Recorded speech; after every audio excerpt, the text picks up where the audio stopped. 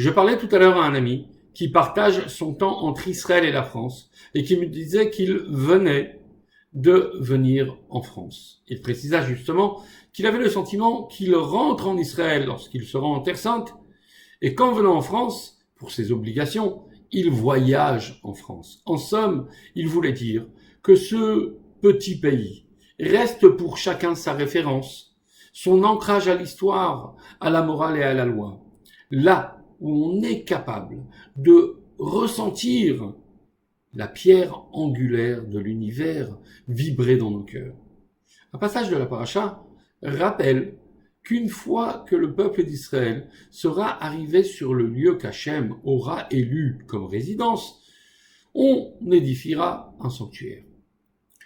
Dans un de ses commentaires, le frère du Maharal de Prague fait remarquer qu'à aucun endroit il est dit explicitement qu'il s'agit de Jérusalem. Il avance alors l'idée, pour répondre à cette interrogation, qu'il est évident que le lieu où l'homme sera amené à s'adresser à son Créateur par la prière, c'est l'espace choisi par la Providence, pour y faire briller la Jérusalem qui s'y cache.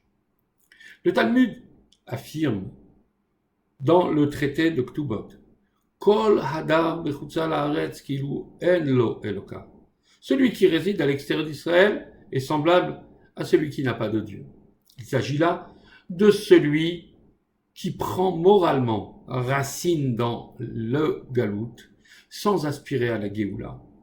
Alors que celui qui se tourne vers Jérusalem pendant sa prière, c'est-à-dire celui dont les aspirations sont de percevoir le divin dans son quotidien, alors cette personne finit par anticiper le cours de l'histoire jusqu'à goûter ici et maintenant du lieu choisi par Dieu.